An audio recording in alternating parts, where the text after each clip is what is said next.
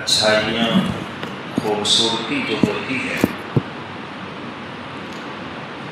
اس کو قابلیت کہتے ہیں، اور قبولیت کہتے ہیں کہ اس کو پسند کر لینا۔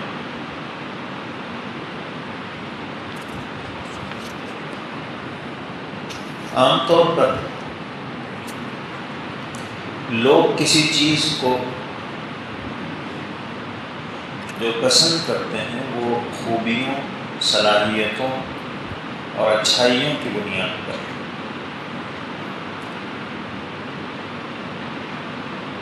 لیکن کئی مرتبہ ایسا ہوتا ہے کہ چیز اتنی اچھی نہیں ہوتی ہے پھر بھی پسند آ جاتی ہے۔ اس کی دلیل قرآن عظیم الشان میں ہے۔ حضرت موسیٰ علیہ السلام بھی اللہ کے نبی ہیں، اور حضرت ہارون علیہ السلام یہ بھی اللہ کے نبی ہیں، لیکن اللہ نے پہلے حضرت موسیٰ علیہ السلام کو نبی بنایا، ان کو رسالت عطا فرمائی۔ رسول کہتے ہیں ایسے پیغمبر کو جن کو اللہ نے کتاب ہی دی ہو، تو حضرت موسیٰ علیہ السلام کو اللہ نے رسول بنایا، اور اولو العزم من الرسل، بڑے بڑے جو اللہ کے رسول ہیں ان میں سے ایک حضرت موسیٰ علیہ السلام، اور حضرت موسیٰ علیہ السلام کی دعا کے بعد اللہ نے حضرت ہارون علیہ السلام کو نبی بنایا۔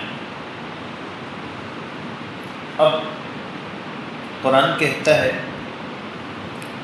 کہ حضرت موسیٰ علیہ السلام نے دعا فرمائی، رب اشرح لی صدری، اللہ میرے سینے کو کھول دیجئے، ویسر لی امری، اور میرے لیے نبوت کا جو کاز ہے اس کا انجام دینا آسان فرما دیجئے، واحلل عقدۃ من لسانی، اور میری زبان میں جو لکنت ہے اس کو آپ ٹھیک کر دیجئے، یفقہوا قولی، تاکہ لوگ میری بات کو سمجھ سکیں۔ تو حضرت موسیٰ علیہ السلام کی زبان میں کیا تھی؟ لکنت تھی۔ اور حضرت ہارون علیہ السلام وہ کیسے تھے؟ خود حضرت موسیٰ علیہ السلام فرماتے ہیں هو افصح منی لسانا، وہ فصیح اللسان ہے، وہ مجھ سے بہترین گفتگو کرنے والے، اور ان کی زبان بہت صاف ستھری۔ اب فصیح اللسان کون ہے؟ حضرت ہارون علیہ السلام، اور حضرت موسیٰ علیہ السلام زبان میں لکنت ہے۔ اب اللہ اپنا کلیم بنانا چاہتے ہیں، جو اللہ سے براہ راست بات کریں گے، تو اللہ نے قابلیت بہترین بات کرنے والے حضرت ہارون علیہ السلام، اور حضرت موسیٰ علیہ السلام کی زبان میں لکنت ہے، لیکن اللہ نے حضرت موسیٰ علیہ السلام کو کلیم اللہ بنایا۔ تو اس کو کہتے ہیں قبولیت، کہ کوئی ضروری نہیں ہے کہ صلاحیتوں کی بنیاد پر کسی چیز کو سلیکٹ کیا جائے۔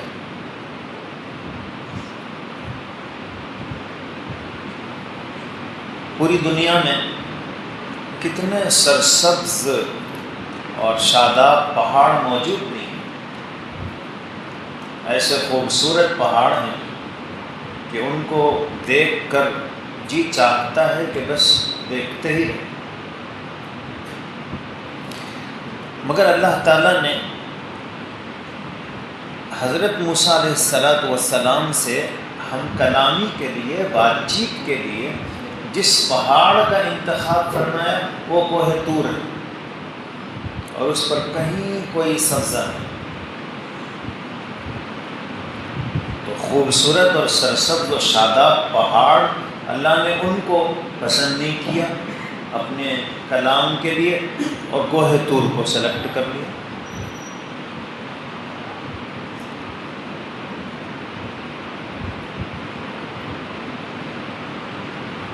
قرآن کریم کو نازل کرنے کے لیے دنیا میں بہت سے پہاڑ تھے، اللہ تعالیٰ کسی بہت خوبصورت اور بہت سرسبز و شاداب پہاڑ کا انتخاب کرتے اور نبی کو وہاں بلاتے کہ یہ بہت بہترین جگہ ہے، اور وہاں اپنا کلام نازل کرتے۔ لیکن اللہ نے جبل نور کو سلیکٹ کیا، اور جبکہ جبل نور پر تو چڑھنا بھی مشکل ہے اور کہیں سبزہ آپ کو نظر نہیں آئے گا۔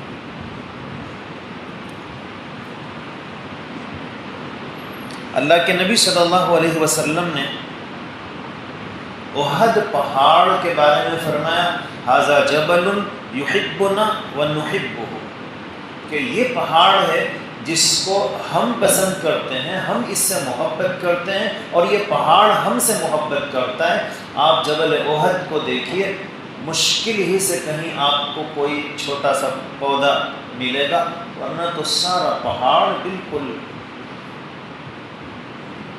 بے سبزے والا ہے۔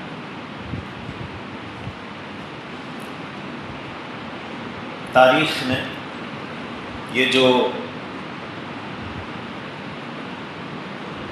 لیلا اور مجنوں کا قصہ ہے، تو یہ جو مجنوں تھا یہ تابعین کے زمانے میں تھا، صحابہ کے فوراً بعد۔ اس کا نام تھا قیس،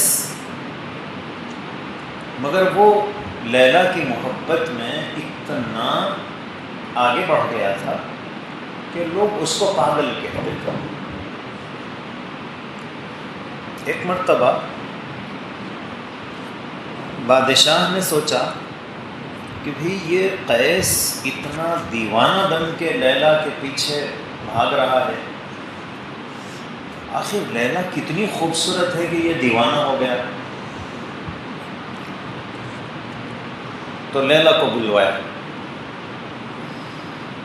لیلا جو نام ہے نا وہ لیلن سے ہے، لیلن کے معنی رات۔ وہ رات کے ویسی ڈارک تھی۔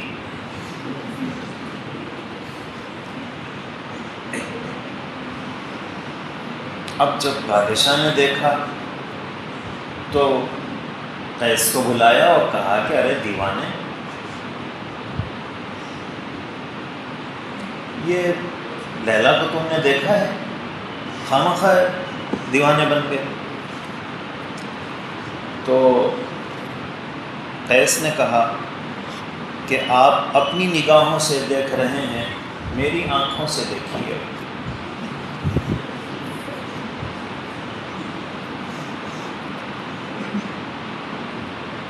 تو کئی مرتبہ لیلا اس پہ آدمی اپنی جان دے رہا ہے،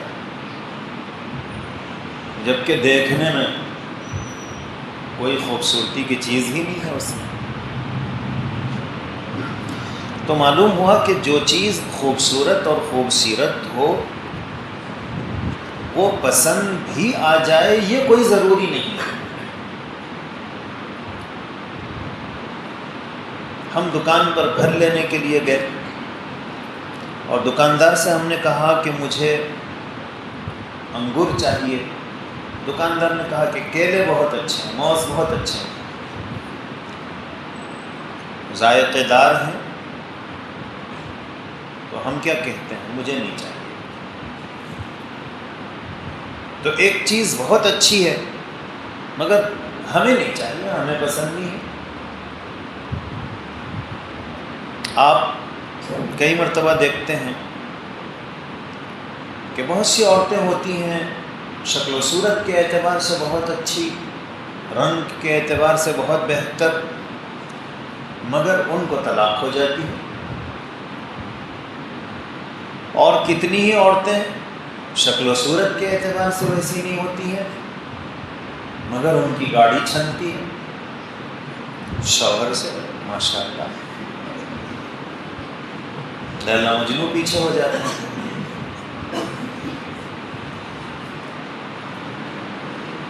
تو یہ جو قبولیت ہے وہ اس کا تعلق قابلیت سے نہیں۔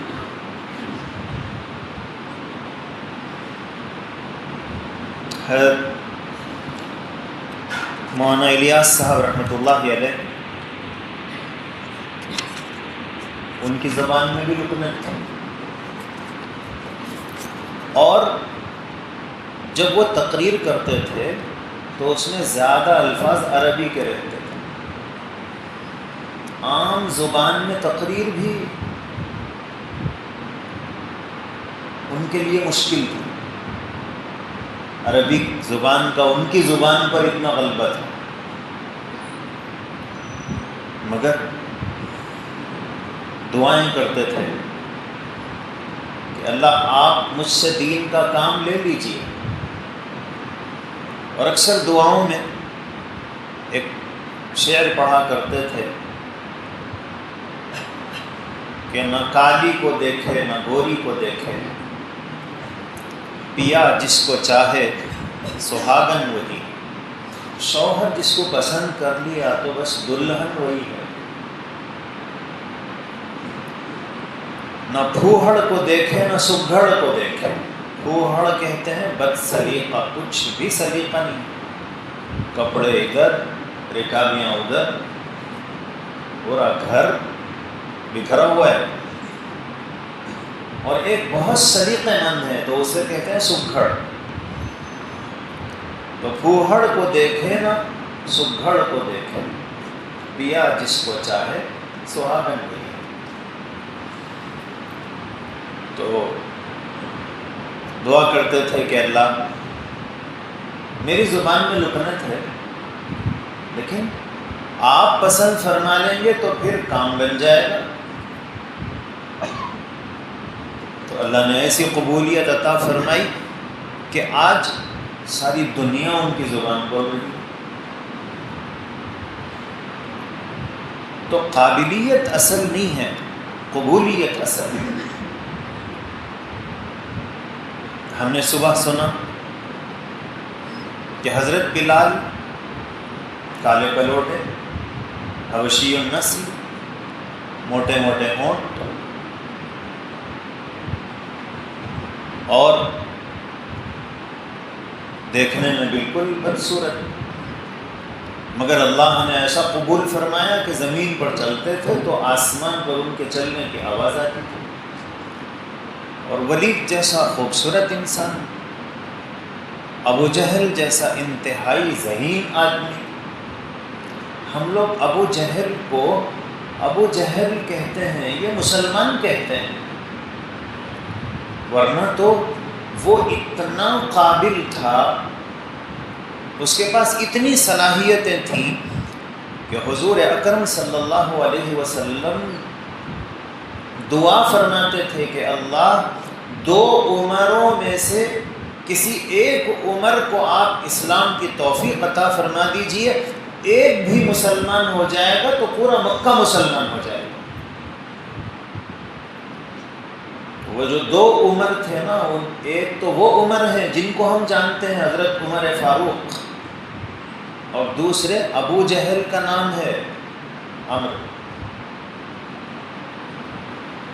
کہ حضور دعا کر رہے ہیں کہ اللہ یہ دو بہت با اثر اور قابل لوگ ہیں، یہ ان میں سے کوئی ایک مسلمان ہو جائے گا تو اسلام کو طاقت حاصل ہو جائے گی۔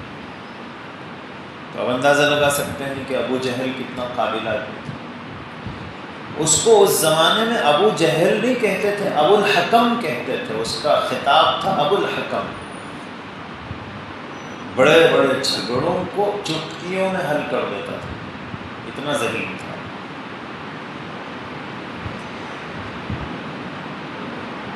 تو مگر ابو جہل کی ساری قابلیت اور صلاحیت دھری کی دھری رہ گئی۔ ابن عطا اسکندری ایک بزرگ گزرے ہیں، ان کی کتاب ہے الحکم۔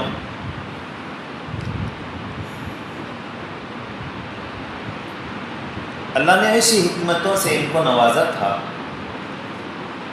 کہ ہم ان کو اس امت کا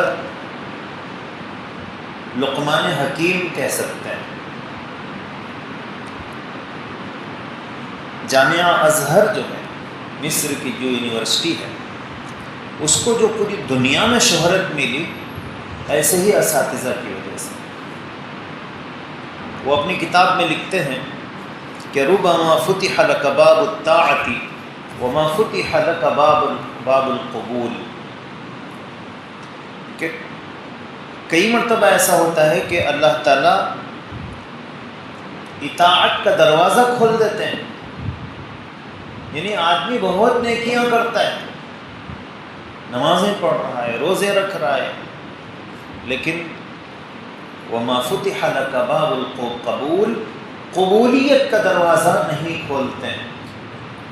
وہ ساری نمازیں، وہ ساری تلاوتیں، وہ سب بیکار چلی جاتی ہیں۔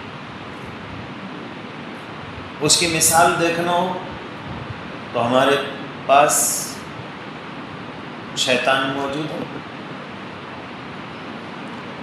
ہزاروں سال اس نے سجدے کیے، یہاں تک کہ اس کو طاؤوس الملائکہ کہا جاتا تھا، مگر انجام کیا ہوا؟ فخرج منہا فإنک رجیم، اللہ نے ہمیشہ کے لیے اس کو مردود بنا دیا۔ تو ہزاروں سال کی عبادت کے بعد بھی اسے کوئی فائدہ نہیں ہوا۔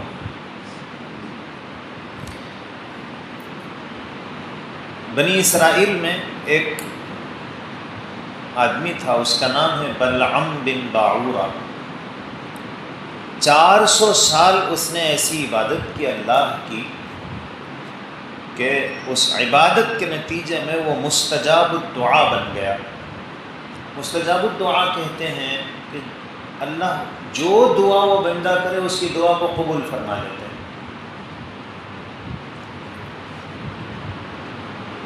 کتابوں میں لکھا ہوا ہے کہ بلعم بن باعورہ کو یہ پتہ چلا کہ اللہ میری 3 دعائیں قبول کرنے والے ہیں، تو بیوی کو معلوم ہوا کہ بھی ان کی 3 دعائیں قبول ہونے والی، تو اس نے کہا کہ آپ یہ دعا کر دو کہ میں دنیا میں سب سے خوبصورت عورت بن جاؤں، اس میں تمہارا بھی فائدہ ہے، یہ تمہاری ہی بیوی ہے۔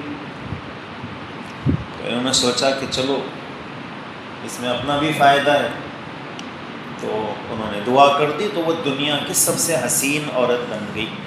اب حسن آتا ہے تو نزاکت آ ہی جاتی ہے، اب شوہر کی ہی نہیں سن رہی، تو بلعم بن باعورہ کو غصہ آیا، اور غصے میں انہوں نے دوسری دعا کر دی کہ یہ دنیا کی سب سے بدصورت عورت بن جائے، تو وہ دوسری دعا قبول ہوگی اور وہ سب سے زیادہ بدصورت بن گئی۔ تو اب پریشان ہو گئی، پھر اس نے شوہر کو منایا کہ پہلے جیسی تھی ویسی ہو جاؤں، کم سے کم یہ تو دعا کر دو، تو تیسری دعا بھی کی، بیوی جیسی کی ویسی رہی۔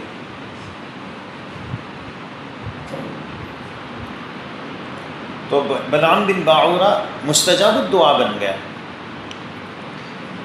لیکن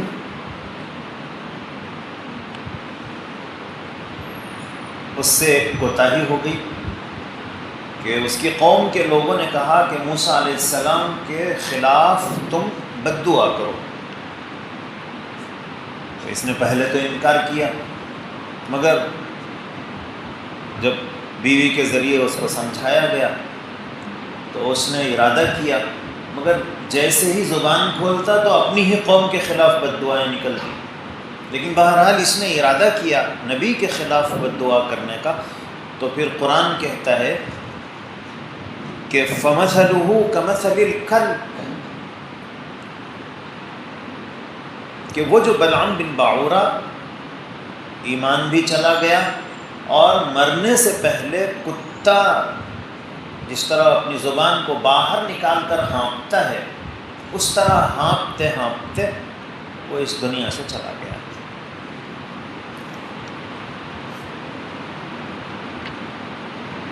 اس لیے کہتے ہیں کہ لا عبرۃ بالطاعۃ اذا لم يصحبها قبول، کہ اس اطاعت اور نیکی کا کوئی اعتبار نہیں ہے جب تک وہ اللہ کے پاس قبول نہ ہو جائے۔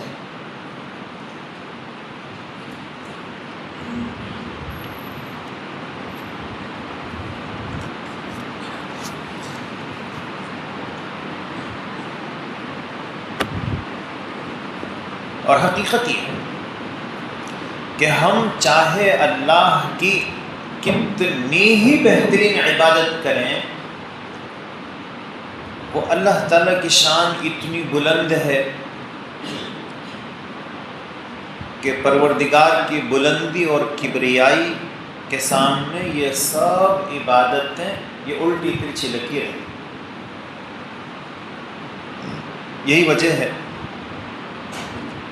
کہ اللہ کے نبی صلی اللہ علیہ وسلم سے بہتر عبادت کرنے والا کون ہو سکتا ہے؟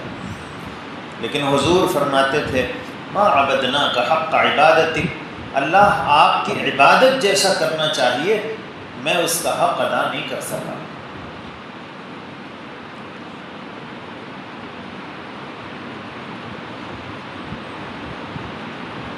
اب سوال یہ ہے کہ جب ہم اللہ تعالیٰ کی ایسی عبادت کر ہی نہیں سکتے ہیں تو پھر عبادت پر ثواب کیسے ملے گا؟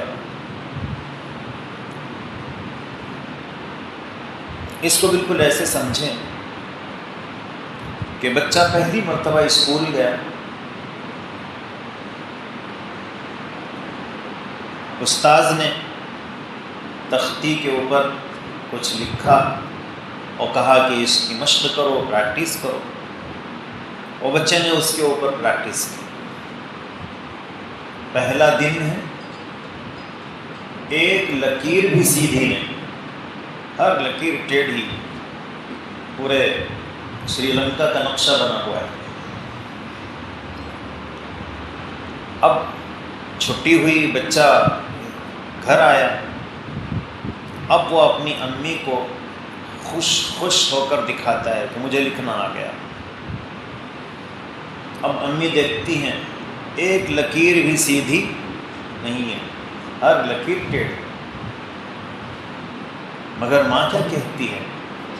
ماں دیکھتے ہی کہتی ہے اوہ ہو شاباش، گڈ، تم نے بہت بہترین لکھا ہے، اور وہ چاکلیٹ دے رہی ہے، شاباشی دے رہی ہے۔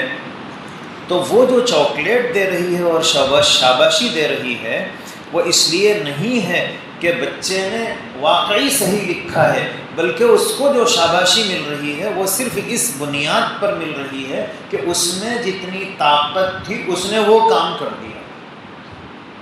وہ اس کے علاوہ اور کیا کر سکتا تھا کہ کچھ آڑی ترچھی لکیریں ڈال دے، اس کے بس میں تو اتنا ہی تھا، تو اس کے بس میں جتنا تھا اس نے وہ کر دیا، تو ماں اس کے اوپر شاباشی دے رہی ہے۔ ٹھیک ایسے ہی ہمارے بس میں جتنا رہتا ہے جب ہم اتنا کر دیتے ہیں تو اللہ تعالیٰ ان اللہ بالناس لرؤوف الرحیم، اللہ تعالیٰ بندوں پر مہربان ہیں اور بہت رحم کرنے والے ہیں، اس لیے ہماری یہ آڑی ترچھی لکیروں ہی پر چاکلیٹ دے دیتے ہیں۔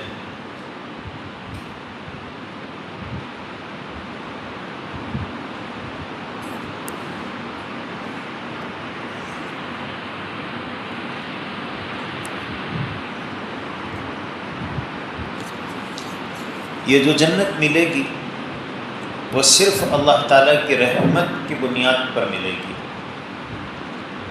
چنانچہ حدیث میں ہے ان اللہ عز وجل یقول للجنہ، اللہ جنت سے فرمائیں گے انت رحمتی، تو میری رحمت ہے، ارحم بک من اشاء من عبادی، میں تیرے ذریعے اپنے بندوں میں سے جس پر چاہوں گا رحمت فرماؤں گا۔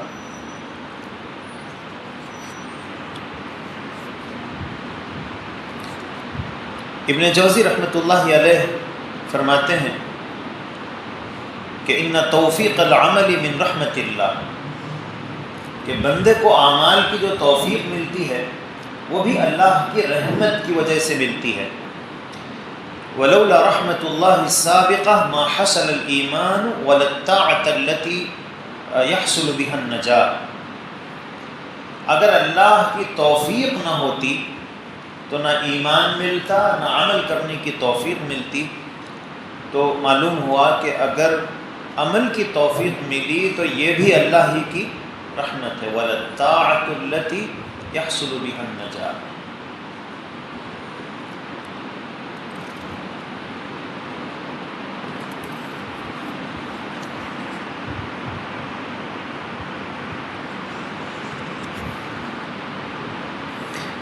حضرت جابر رضی اللہ عنہ سے روایت ہے کہ جبرائیل امین علیہ السلام نے حضور اکرم صلی اللہ علیہ وسلم کو یہ بات بتائی کہ ایک عبادت گزار نے ایک پہاڑ کی چوٹی پر دریا کے کنارے، دریا کے اندر ایک چھوٹے سے جزیرے میں اس نے اللہ کی عبادت 500 سال کی۔ پھر اس نے اللہ سے دعا مانگی، اللہ میری روح سجدے کی حالت میں نکالی ہے۔ اللہ نے اس کی دعا قبول فرمائی۔ فنحن نمر علیہ اذ ہبطنا واذ عرجنا، کہ جہاں وہ مدفون تھا اس کے قریب سے اوپر آسمان پر ہم جاتے اور نیچے اترتے ہیں۔ اور یہ بات ہمارے علم میں ہے کہ یہ بندہ قیامت کے دن اللہ کے سامنے کھڑا ہوگا، اللہ اس سے پوچھیں گے کہ ادخلوا عبدی الجنہ برحمتی، کہ میرے بندے کو میری رحمت کے طفیل جنت میں داخل کر دو۔ فیقول العبد، تو وہ بندہ کہے گا کہ یا رب بعملی، اللہ 500 سال میں نے عبادت کی ہے، میرے عمل کی وجہ سے مجھے جنت میں داخل کر دیجیے۔ تو اللہ تعالیٰ 3 مرتبہ فرمائیں گے کہ ادخلوا عبد الجنت برحمتی، اور وہ اپنی بات دہرائے گا۔ پھر اللہ تعالیٰ فرشتوں سے فرمائیں گے کہ میرے بندے کا حساب کرو اور اس کے عمل کتنے ہیں اور اس پر میری نعمتیں کتنی ہیں۔ جب حساب کیا جائے گا تو بینائی کی جو نعمت ہے، دیکھنے کی، اس کی 500 سال کی عبادت کے برابر ہو جائے گی، اور باقی سارے جسم کی نعمتیں اس کے علاوہ ہوں گی۔ پھر اللہ تعالیٰ فرمائیں گے کہ ادخلوا عبد النار، کہ میرے بندے کو جہنم میں داخل کرو، اس نے تو میری ساری نعمتوں کا شکر بھی ادا نہیں کیا۔ فیجر الی النار، اس کو فرشتے آگ کی طرف گھسیٹیں گے۔ فینادی، وہ پکارے گا برحمتک ادخلنی الجنہ، اللہ اپنی رحمت سے مجھے جنت میں داخل فرما دیجئے۔ فیدخلہ الجنہ، پھر اللہ اس کو اپنی رحمت سے جنت میں داخل فرمائیں گے۔ اس کے بعد حضرت جبرائیل نے فرمایا کہ اے محمد، انما الاشیاء برحمت اللہ، کہ سارا معاملہ تو اللہ کی رحمت کا ہے۔ چنانچہ علماء نے لکھا ہے کہ دخول الجنت بفضلہ، جنت میں داخل ہونا جو ہوگا وہ اللہ کے فضل سے ہوگا۔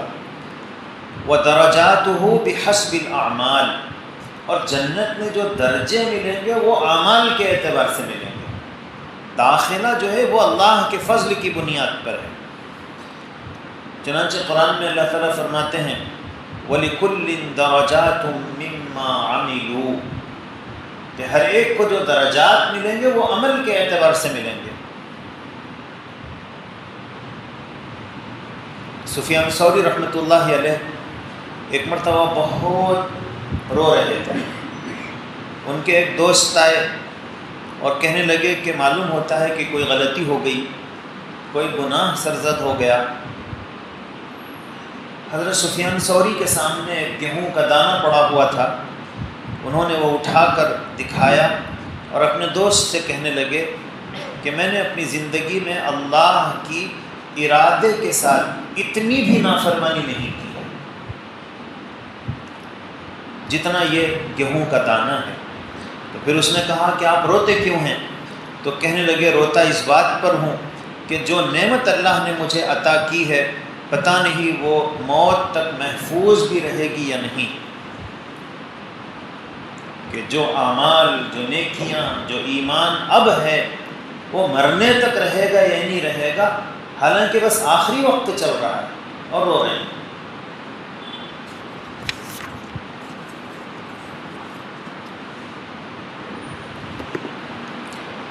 اب کون سے اعمال اللہ تعالیٰ کے پاس قبول ہوتے ہیں؟ معاملہ تو قبولیت کا ہے۔ تو پہلی علامت کہ یہ عمل قبول ہوگا، اس کی پہلی نشانی یہ ہے کہ وہ شریعت و سنت کے بالکل مطابق ہے، کہ ہم جو کام کر رہے ہیں وہ شریعت نے جو دائرہ بنا دیا ہے اس کے اندر ہو، حضور کے طریقے کے مطابق۔ چنانچہ اللہ کے نبی صلی اللہ علیہ وسلم فرماتے ہیں کہ من احدث فی امرنا ھذا ما لیس فیہ فہو رد، جو دین میں اپنی طرف سے کوئی نئی چیز ایجاد کرے گا جو دین کا حصہ نہیں ہے تو وہ مردود ہے۔ دوسری چیز، اللہ تعالیٰ نے فرمایا کہ یا ایھا الرسل کلوا من الطیبات واعملوا صالحا، کہ اے نبیو پاکیزہ رزق کھاؤ اور نیک عمل کرو۔ تو معلوم ہوا کہ نیک اعمال کے وجود میں آنے کے لیے پاکیزہ روزی اس کا بڑا دخل ہے۔ دوسری علامت کہ یہ عمل اللہ کے پاس قبول ہوگا وہ ہے ابتغاء وجہ اللہ بالعمل، کہ ہم جب کوئی عمل کریں تو اس سے اللہ کو راضی کرنا، کہ اللہ آپ راضی ہو جائیں۔ کئی مرتبہ ہم کوئی عمل کرتے ہیں اور شیطان ہمیں ایسا بہکاتا ہے کہ وہ خالص اللہ کی رضا کے لیے باقی نہیں رہتا ہے۔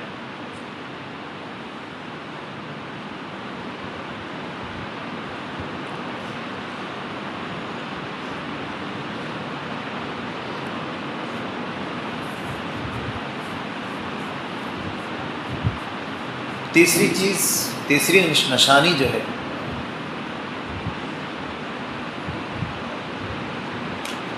کہ انسان اعمال کرتے کرتے اس کی کیفیت بہت اعلیٰ ہو جاتی ہے۔ چنانچہ بزرگوں نے فرمایا کہ من وجد ثمرۃ عملہ عاجلا فہو دلیل علی وجود قبول عاجلا، کہ جس عمل میں انسان بعد میں کیفیت محسوس کرتا ہے یہ قبولیت کی نشانی ہوتی ہے۔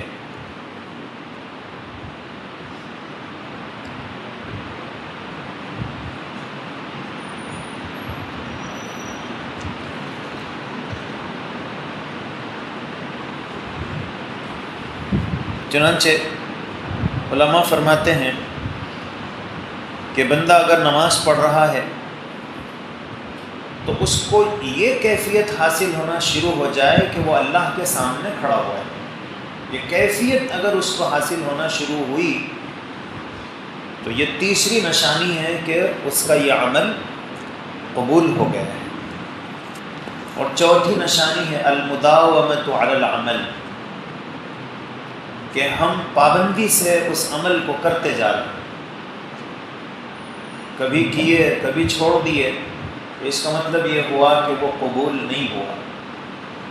جب دوام آ جائے کسی عمل میں تو یہ نشانی ہوتی ہے۔ انبیاء کرام علیہم الصلاۃ والسلام دعائیں کرتے تھے کہ اللہ میرے عمل کو قبول فرما لیجیے۔ حضرت ابراہیم علیہ الصلاۃ والسلام نے کعبۃ اللہ کی تعمیر کی۔ تعمیر کرنے والے حضرت ابراہیم اور مدد کرنے والے حضرت اسماعیل اور حکم دینے والے اللہ، اور تعمیر ہو رہی ہے بیت اللہ کی، اور ظاہر ہے کہ اس سے بڑی نیکی اور کیا ہو سکتی ہے؟ مگر قرآن کہتا ہے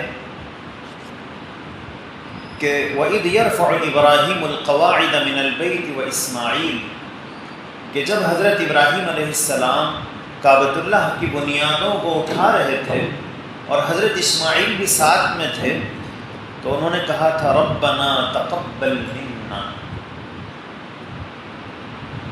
اللہ قبول فرما لیجیے، آپ قبول فرما لیجیے۔ اسی طرح عمران ان کی بیوی وہ امید سے تھیں، تو وہ پہلے ہی سے دعا مانگ رہی تھیں۔ اذ قالت امرأة عمران رب انی نذرت لک ما فی بطنی محررا، اللہ جو کچھ میرے پیٹ میں ہے میں نے یہ منت مان لی ہے کہ اس کو آپ کی عبادت کے لیے میں وقف کر دوں گی، فتقبل منی، اللہ آپ میری طرف سے قبول فرما لیجیے۔ چنانچہ رسول اکرم صلی اللہ علیہ وسلم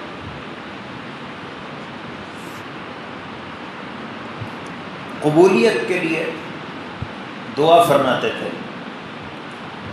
جانور ذبح کرتے تو فرماتے بسم اللہ اللہم تقبل من محمد ومن امت محمد، کہ اللہ اس کو میری طرف سے اور میری امت کی طرف سے قبول فرما لیجیے۔ اب ظاہر ہے کہ حضور اکرم صلی اللہ علیہ وسلم کا عمل کیا وہ قبول نہیں ہوگا؟ حضور سکھا رہے ہیں کہ دیکھو اللہ کوئی کتنا ہی بڑا ہو اور کوئی کتنا ہی اچھا کام کرے، اللہ قبول فرمانا نہیں چاہتے ہیں تو کون ان کو پوچھ سکتا ہے؟ تو حضور نے اپنی دعاؤں کے ذریعے سکھایا کہ عمل کر کے پھر دعا کرو کہ اللہ آپ قبول فرما لیجیے۔ اللہ کے نبی صلی اللہ علیہ وسلم نے دعا مانگی،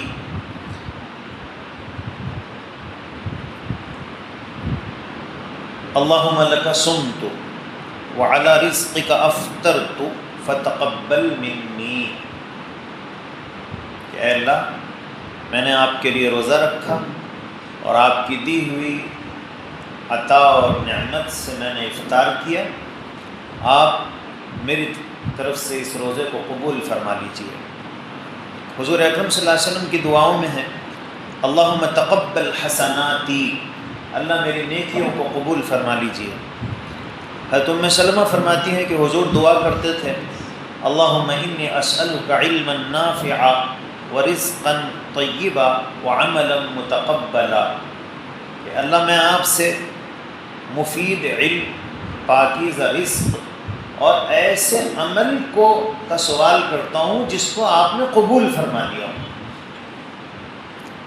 تو اس لیے ہمیں چاہیے کہ ہم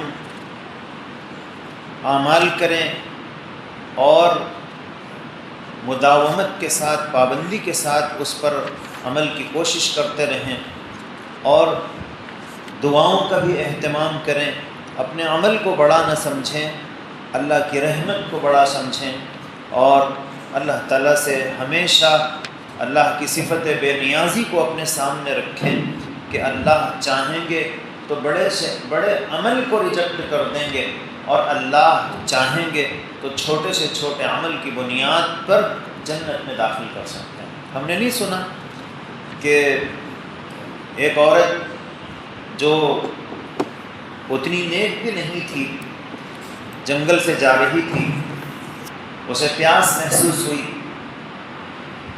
کھیتوں میں جو کنواں ہوتا ہے جسے منڈیر نہیں ہوتی ہے، دیوار بنی ہوئی نہیں ہوتی ہے، نیچے اتری، پانی پیا، باہر آئی تو دیکھا کہ کتا سسک رہا ہے، تو اس نے سوچا کہ گیلی مٹی چاٹ رہا ہے تو اسے سخت پیاس لگی ہوئی ہے، یہ سوچ کر وہ پھر کنویں میں اتری اور اس کے پاس جو چمڑے کا موزہ تھا اس میں پانی بھرا اور لا کر اس کتے کو پلا دیا۔